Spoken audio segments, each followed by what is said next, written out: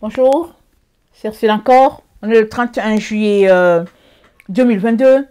Alors, je viens sur la trompette une seconde fois aujourd'hui et je viens proclamer le retour de notre Seigneur Jésus-Christ.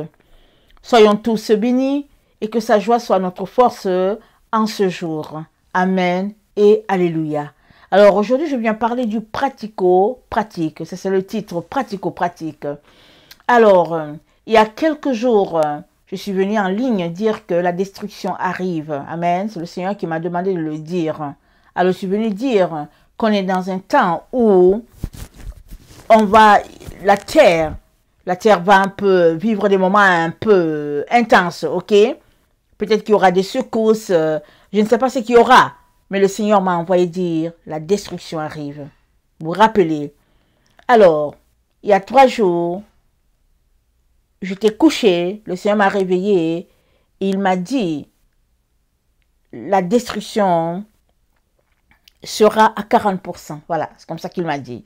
Il m'a dit que la destruction, elle sera à 40%, 2 fois. Et après, quand je lui ai demandé si ça allait s'étendre sur toute la terre, hein, tout le globe, il ne m'a pas répondu. Mais, les enfants de Dieu, ils sont partout sur la terre. Ok? Ils ne sont pas juste à un endroit donné en Europe ou bien en Afrique. Ils sont partout. Alors, attendons-nous à ce que, s'il y a destruction, attendons-nous à ce que ça soit un peu partout. Amen. Que cela soit répandu. Parce qu'on est dans un temps où Apocalypse se déroule sous nos yeux. On est dans un temps où, au fait, le Seigneur est en train de ramener ses enfants à la maison, si on peut le dire ainsi. Et il a dit, c'est comme les douleurs de la femme qui accouche. Au moment, quand l'accouchement est proche, les contractions sont intenses. Et jusqu'à ce que l'enfant sorte. Mais tant que l'enfant n'est pas sorti, les contractions sont intenses. Et quand on regarde le livre d'Apocalypse, on se rend compte que il y a beaucoup de sceaux qui ont déjà été ouverts. Et quand je suis allée voir, quand il a dit la destruction sera à 40%, j'ai regardé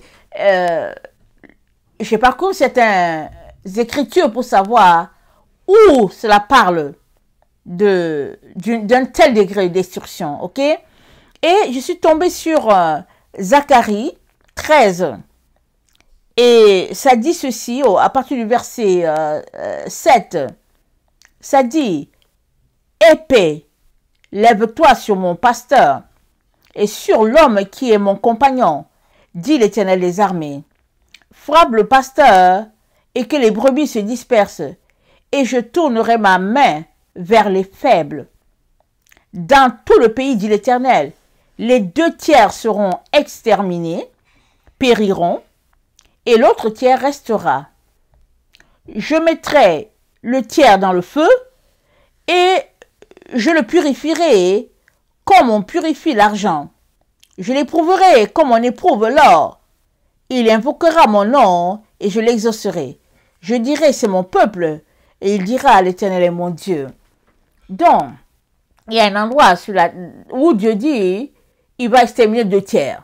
Il va laisser 1 tiers. Alors, une destruction à 40%, donc, c'est une possibilité qui est là. Mais j'apporte ce que j'ai entendu, ok?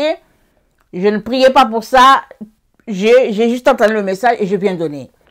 Et quand on lit Apocalypse 6,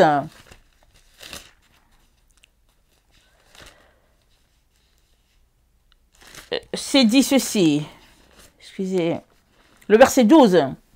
Je regardais quand il ouvrit le 6e sceau. Il eut un grand tremblement de terre. Le soleil devint noir comme un sac de crin. La lune entière devint comme le sang. Et les étoiles du ciel tombèrent sur la terre comme lorsqu'un figuier secoué par un vent violent jette ses figues vertes. Le ciel se retira comme un livre qu'on roule, et toutes les montagnes et les îles furent remuées de leur place. Les rois de la terre, les grands, les chefs militaires, les riches, les puissants, tous les esclaves et les hommes libres se cachèrent dans les cavernes et dans les rochers des montagnes. Et ils disaient aux montagnes et aux rochers, tombez sur nous et cachez-nous devant la face de celui qui est assis sur le trône, devant la colère de l'agneau. Car le grand jour de sa colère est venu, qui peut subsister. Le grand jour de sa colère. Alors, je ne dis pas que c'est l'endroit, hein? Je ne dis pas que c'est ça qui va se passer. Mais quand je regarde, je ne vois pas une autre référence par rapport à la destruction qui arrive. Amen. Je ne vois pas un autre. Peut-être que vous allez voir un autre test d'Apocalypse. Moi, c'est le seul test que je vois. Parce que celui-ci, le 6e sceau, après le 6e sceau, il y a le 7e. Et le 7e, c'est la trompette qui sonne pour qu'on rentre à la maison. Et quand j'ai entendu la destruction, elle sera à 40%, 2 fois, j'ai compris que c'est quelque chose d'assez salé. Et je viens ici nous dire, nous encourager à prier pour que Dieu nous garde. Amen. Prier pour que Dieu garde les nôtres. Mais aussi, il est important qu'on ait le nécessaire à la maison. D'acheter des denrées non périssables, des riz, du riz, du sel, de l'huile, je ne sais pas quoi. Ça dit que quelque chose que on peut, au fait, ça dit qu'on pourra se débrouiller le temps que les choses se remettent en place. Alors, je viens donc nous encourager à cela. Et aussi, vous savez que supposez qu'il y a un tremblement de terre, les banques, les guichets, tout ça, ils vont arrêter de fonctionner. Et puis peut-être les épiceries seront fermées. Alors, prévoyez, pensez à tout ça. Et puis, organisez-vous pour avoir le minimum à la maison, des bougies, des choses de ce genre. Et j'ai aussi entendu que c'est proche d'arriver. Okay? J'ai entendu que c'est proche d'arriver. Mais c'est passé quand? Et même quand le Seigneur te dira que la chose va arriver aujourd'hui, il va toujours te surprendre parce qu'il est le Dieu de la surprise. Amen. Il est donc très important qu'on puisse nous assurer qu'on est au beau fixe avec notre Dieu. Quoique, on ne peut jamais dire tout est clean entre Dieu et nous parce qu'on est des êtres humains et puis on pêche à ne pas en finir. Mais il est important de ne pas pratiquer le péché. Ne pas se vautrer dans le péché et dire, ok, je vais pécher et puis je vais aller demander pardon à Dieu. Mais si le péché est arrivé, allons vite au pied de la croix pour dire, Seigneur, pardonne-moi, aide-moi à prendre le dessus sur la situation. Alors, nous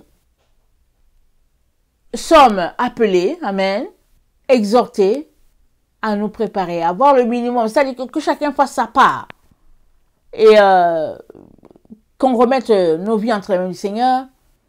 Et si toi, tu n'es pas sauvé, moi, je viens t'encourager à donner ta vie à Jésus-Christ, à l'inviter à venir dans ta vie. Parce que quand il y a une destruction qui arrive, on ne sait pas quelles sont les conséquences. Qui part et qui reste, on ne sait pas. Mais si ta vie appartenait à Jésus, vivant ou mort, tu avais le Seigneur. Il est donc très important que toutes nos vies, tous nos vies soient déjà sauvées. Et si on connaît des gens dont la vie est clopin, prions pour eux et puis encourageons-les aussi à donner leur vie à Jésus afin qu'ils ne puissent pas être désagréablement surpris par tout ce qui est sur le point de s'abattre sur l'humanité. Amen. Que le Seigneur bénisse sa parole. Je vous aime beaucoup et Dieu davantage. Maranatha, Jésus revient. Amen et Amen.